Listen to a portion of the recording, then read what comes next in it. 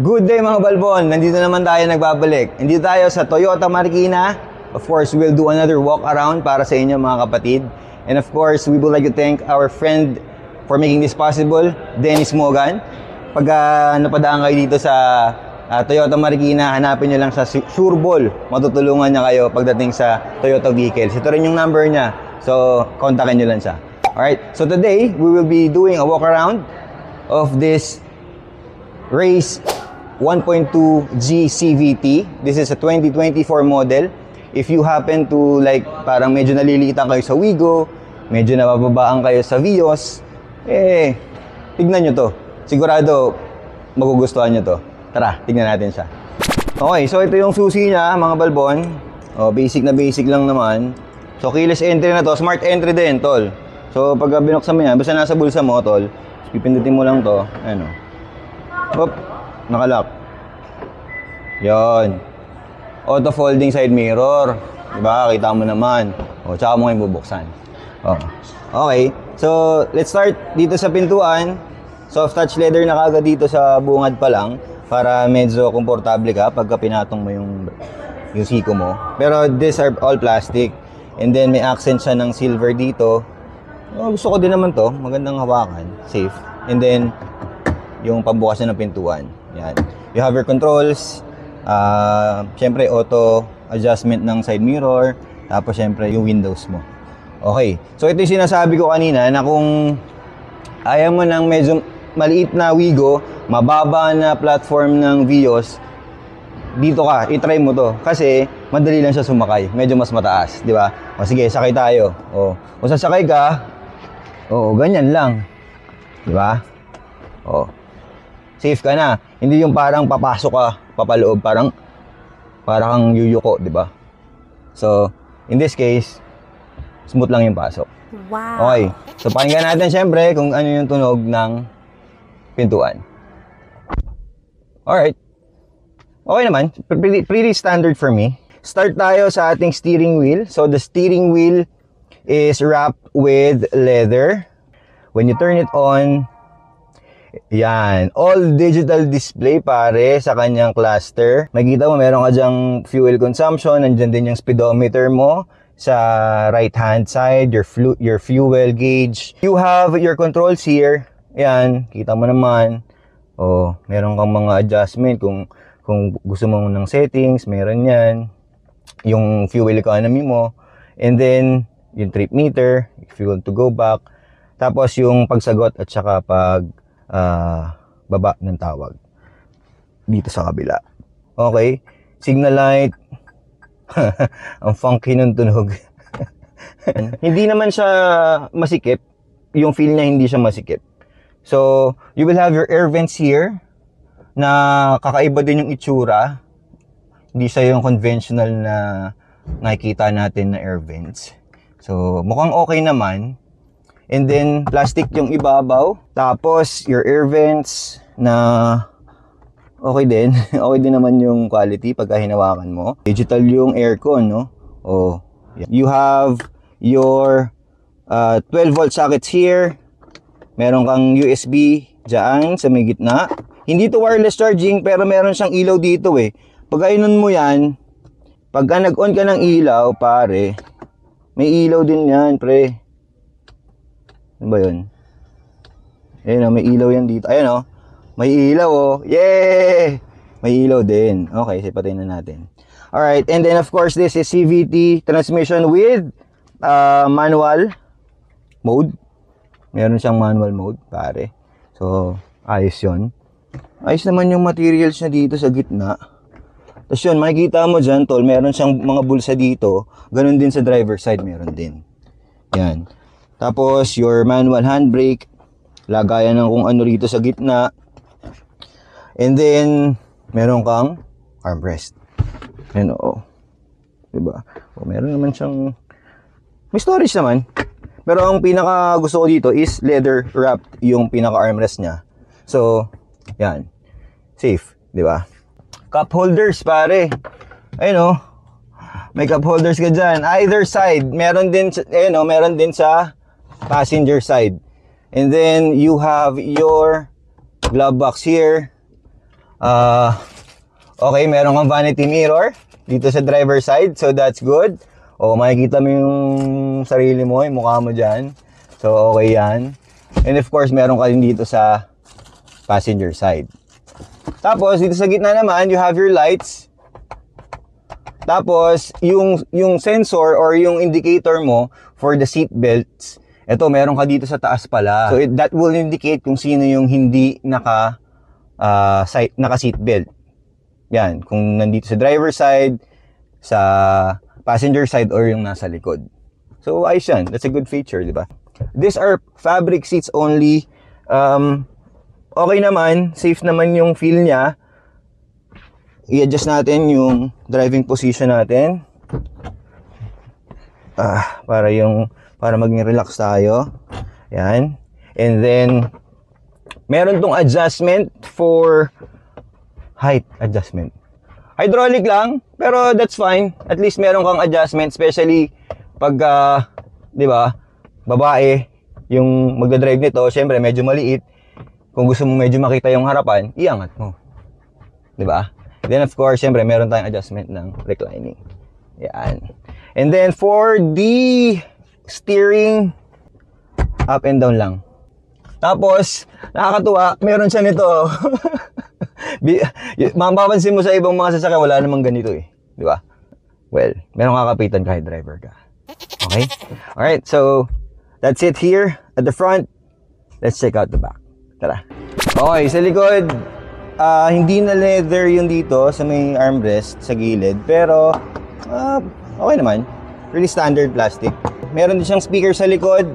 Basically, 4 speakers ang meron siya. Tapos may tweeter, 2. Oh, for example, okay, so sakay tayo kung meron ka namang anak, 2 anak, or meron kang parents na medyo senior na, madali lang makakasakay.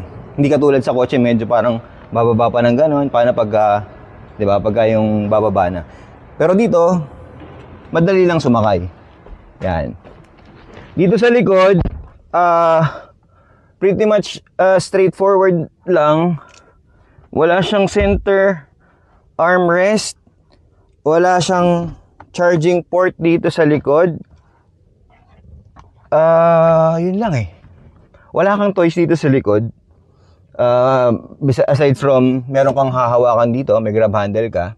And then, meron ka din sariling ilaw. Meron kang bulsa na pwedeng paglagyan ng cellphone o kung ano man. Yung knee room, pare, this is my driving position. The knee room is good. So, merong legroom naman. May bakal na kung ano rito, pero pwede ka naman magano eh. Safe naman eh. O, di ba? Pwede, pare. Safe. So, in the city, good vibes dito. Mukhang okay naman. So, you have your headrest here. Yun lang yung dito sa likod. Tara, tignan natin yung boot space naman. Kung ano yung pwede nating mailagay dun. Yan, ito yung likod niya, tol. Tignan naman yung itsura nito. Gusto ko yung pagiging parang boxy na rectangular shape nung ilaw. Tapos meron kang reflector lang to eh, yung sa likod eh. Of course, the race badge here. Meron ka ng camera, pare. May backup camera ka na. And then of course, the G badge in here. Yan. Tapos, meron din tayong rear parking sensors. Yan. Meron ka ding wiper sa likod. Bubuksan natin siya. Okay. Maluwag-luwag din naman. Tapos, meron siyang false floor na kung saan doon nakalagay yung full size, pare, full size spare tire. Hindi siya yung tipong steely, yung donut, hindi. It's a full size tire. Kasi ang luwag talaga ng likod eh, no? Kaya kasi. Nice touch Toyota for that. Ayos yun. Tapos, meron siyang ganito. Ano ba tawag dito? Ang cover mo sa likod. Para kung may itatago ka man dyan, safe. Diba? Tapos, natitiklop yan, tol. Ang dali lang tiklopin. Hindi siya yung katulad ng iba na parang, yung plastic na matigas. Ito, ititiklop mo lang, pre. Oh. Tatabi mo na. Lagay mo sa ilalim, pwede. Di ba? Ayos. Tapos, meron kang ilaw dito, tol. Safety. Pagka nakabukas yung pintuan mo. Tapos ito, lagayan to ng tools eh. Alam mo, lagayan ng tools yan. Tapos, meron kang anchor points, pare. Kung maglalagay ka ng bagay na kailangan mong itali, may 4 na anchor points yan. Tapos, isa sa nagustuhan ko dito is pagka binaba mo tong mga upuan, pwede mong ibaba yung mga upuan ng ganyan. Oh. Pwede kang humiga, pre. Nasa camping site ka na safe na na spot. Pwede kang maglatag dito ng konting sakto eh. Hindi ko makakatulog ako dito pag nilatagan ko to kahit wala kang latag, basta may unan lang eh. Di ba? Nice touch. So maluwag, kung lalagyan mo ng mga gamit, easily you can slide it inside kasi wala naman siyang lip na mataas dito. Madaling mag-angat ng gamit, tsaka i-push yung gamit papasok. So, ba? Ayos. O, kung sasarado mo, meron siyang hawakan na ganun. Hindi mo naman kailangan ibagsak yan eh. Pag gaganan mo lang, yun oh. Ganun lang yun, smooth lang yun, tol. Yung mga door handles niya, syempre, yan, naka-chrome. Tapos meron tong stock na 16-inch aluminum wheels with Bridgestone Turanza tires na may size na 205, 65, R16. So, highway tires to.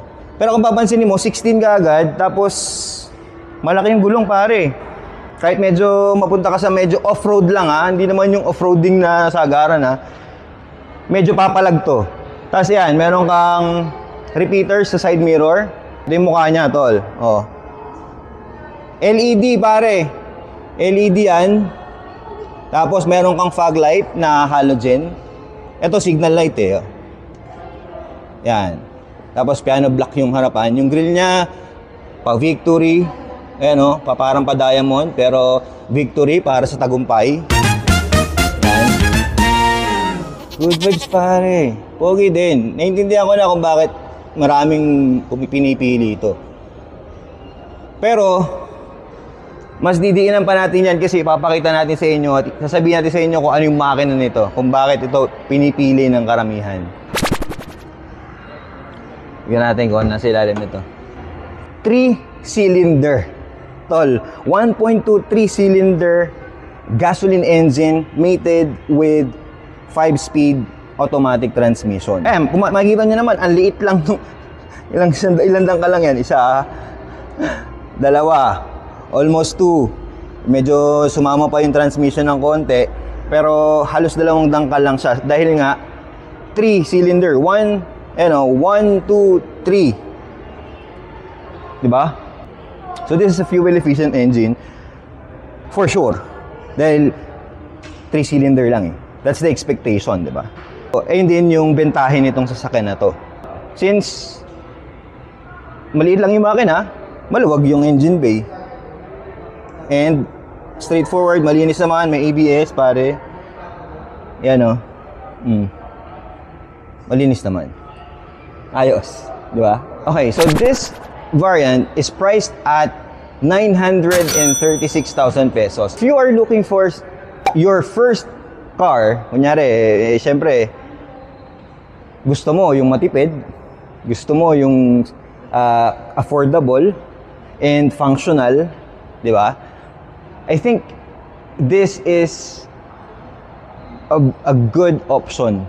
Napakagandang option ito galing sa Toyota. I think this will be agile inside the city, and then okay din to kung dadalhin mo sa highway. Tingin ko kaya niyang sumabay. Oh, tol, baka naman hindi ka pa nakasubscribe. Kung mahilig ka talaga sa ganito mga car reviews, subscribe ka na sa akin, click the notification bell, click the like button, comment ka, tol, baka meron kang gustong sabihin, comment down below. Just let me know kung ano mga gusto nyong mga pag-usapan. Experience natin to, samahan nyo ako. Ano mga balbon, tara sa tagumpay.